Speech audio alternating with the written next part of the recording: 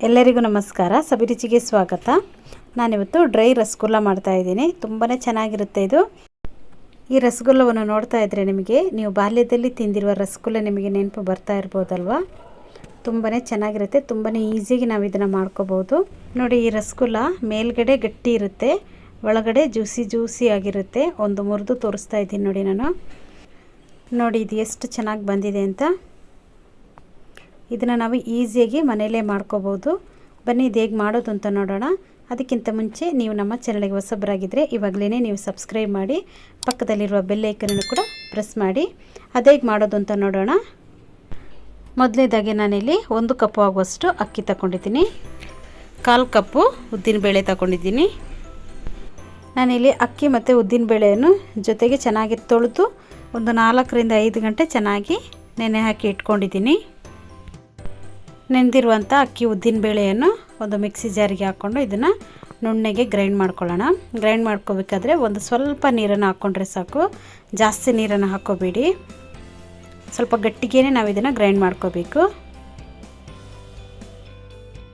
ಇವಾಗ ನೋಡಿ, ಇಲ್ಲಿ ನುಣ್ಣಗೆ ಇದನ್ನು ಗ್ರೈಂಡ್ ಮಾಡ್ಕೊಂಡಿದ್ದೀನಿ. ಇಷ್ಟಾದರೆ ಸಾಕು. ಉಳಿದಿರುವ ಅಕ್ಕಿಯನ್ನು ಕೂಡ ನಾವು ಇದೇ ಥರ ಗ್ರೈಂಡ್ ಮಾಡ್ಕೊಳ್ಳೋಣ.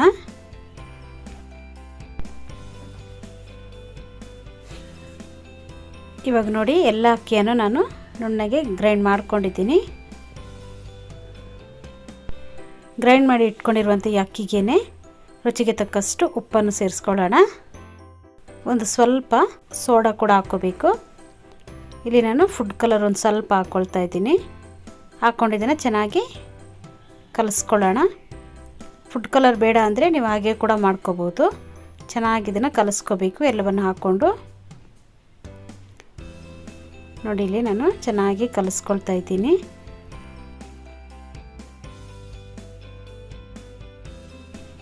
ಇವಾಗ ನೋಡಿ, ಚೆನ್ನಾಗಿ ಇದನ್ನು ಕಲಿಸ್ಕೊಂಡಿದ್ದೀನಿ. ಈ ಥರ ಸ್ವಲ್ಪ ಗಟ್ಟಿಗೇ ನೀವು ಕಲಿಸ್ಕೊಳ್ಳಿ. ಇವಾಗ ಒಂದು ಬೌಲ್ ತಗೊಂಡಿದ್ದೀನಿ. ಅದಕ್ಕೆ ನಾನು 1 ಕಪ್ ಆಗುವಷ್ಟು ಸಕ್ಕರೆಯನ್ನು ಹಾಕ್ಕೊಂಡಿದ್ದೀನಿ. ಇದಕ್ಕೇ 1 ಕಪ್ ಆಗುವಷ್ಟು ನೀರನ್ನು ಕೂಡ ಇದಕ್ಕೆ ಸೇರಿಸ್ಕೊಳ್ಳೋಣ. ಚೆನ್ನಾಗಿ ಇದನ್ನು ಕುದಿಸ್ಕೊಳ್ಳೋಣ.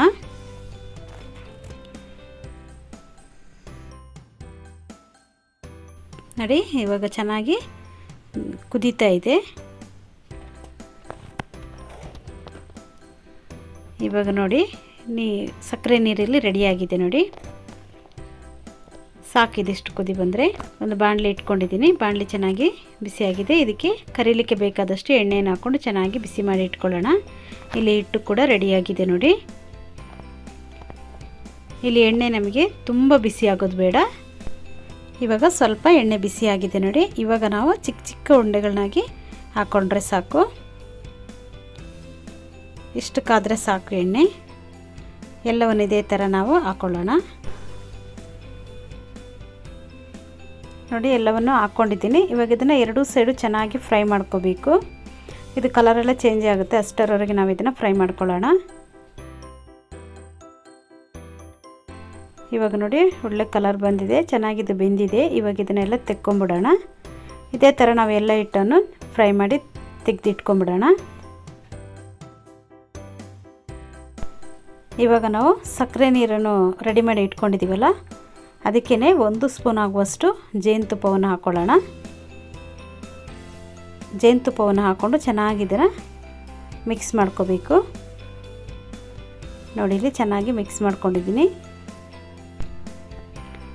ಈ ಸಕ್ಕರೆ ನೀರು ಸ್ವಲ್ಪ ಬೆಚ್ಚಗಿರಬೇಕು.